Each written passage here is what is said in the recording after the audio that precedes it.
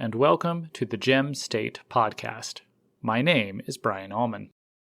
It has been a little while since I last spoke to you. The past few weeks have been busy, both with political events as well as my day job, which, at least for now, is what pays the bills. I hope that everyone had a lovely Easter Sunday with your families. Now that the legislature is in recess, the primary campaign season is in full swing. Signs are popping up on street corners faster than dandelions in my backyard. I have posted a few signs for my own Precinct Committeeman campaign. Take a look next time you drive up Edgewood Lane or down Hill Road. I have been doing some writing in the past few weeks, with more posts on Gem State about local races, as well as writing on how the Marxist left is grooming our children in public schools.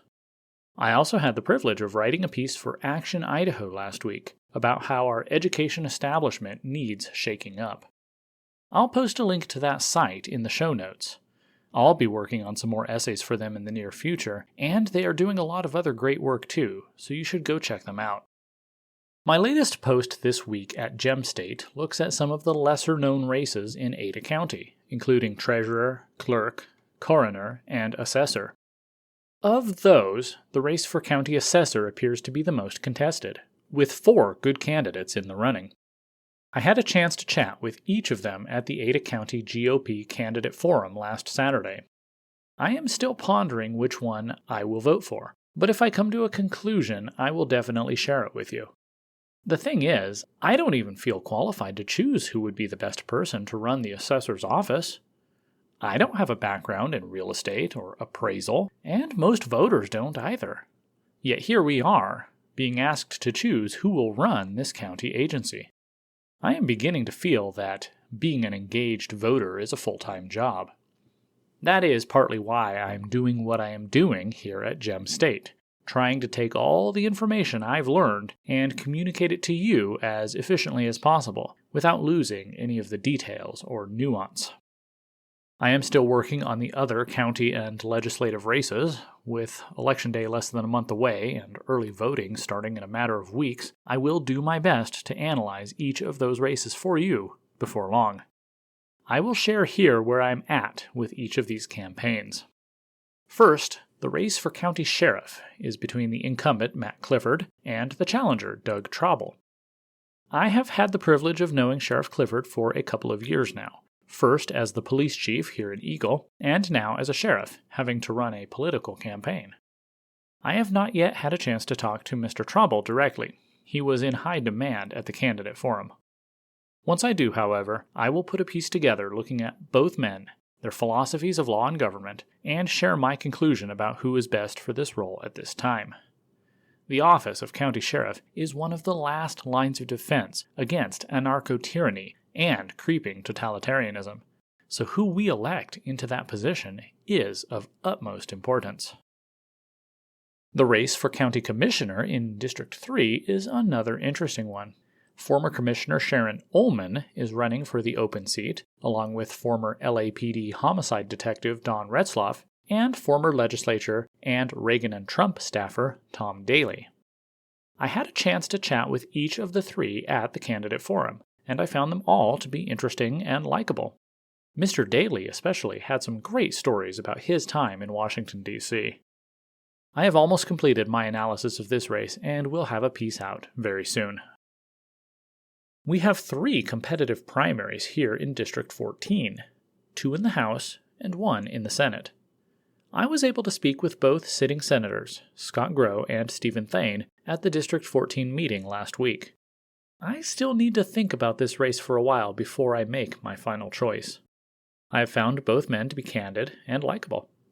Senator Thane was kind enough to invite my wife and me to his table at the Education Symposium with Dr. James Lindsay a few weeks ago, and he shared his diagnosis of the problems facing our society as well as his ideas for fixing them.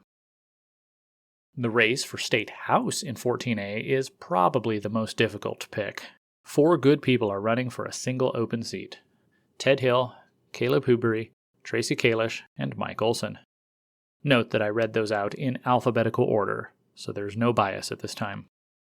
I've had a few short chats with some of these candidates, but I still need to sit down for longer discussions before I make any decisions or endorsements. This is one of those races where I think the citizens of Eagle and Emmett will be well served by whomever wins, but I still want to do my homework and share with you as much information as I can gather. That brings us to State House 14B, between the incumbent Gayan DeMordaunt and the challenger, Eagle Fire Commissioner Josh Tanner. I had the opportunity to sit down with both candidates over the past 2 weeks, spending several hours with each, and I asked some really tough questions of both of them. To be honest, that is the part of this endeavor that's been the most uncomfortable for me so far. It's one thing to go to a political figure I dislike and ask them pointed questions, but it's harder when the candidates are people that I personally like and appreciate. But these questions must be asked. The whole point of having elected representatives is that they serve the voters of our state and our country. And we, the people, must ask them the hard questions. Otherwise, we cannot hold them fully accountable for how they represent us. I really do appreciate both Commissioner Tanner and Representative DeMordaunt for taking the time to speak with me and for their candor in answering all my questions. I expect to have a write-up of this race very soon. Local politics might not be as exciting as the national horse race, but it is important. Your mayor, your city councilor, your county commissioner, and your state legislator all have more of an impact on your daily life than your U.S. senator or your president. While Joe Biden is out there mumbling into microphones, your legislators and county commissioners are making decisions about how much you pay in taxes, what regulations you must abide by to do business, what your children are learning in school, and so forth. My goal with starting the Gem State Substack was to bring the focus back down to that local level. My other podcast is called The Decline and Fall of the United States of America, and in that I look at the really big picture ideas about Western civilization, where it's been, where it's going, seeing it through the lens of history. I find that kind of thing, the life cycle of empires, the macro historical trends that have brought our nation to where it is today, I find it very fascinating. However, when it comes to the day-to-day work of keeping our communities and our state a great place to live, work, and raise our families, we must be involved locally. In my lifetime, I have watched states such as California, Oregon, Washington, and Colorado fall to the forces of Marxism and progressive totalitarianism.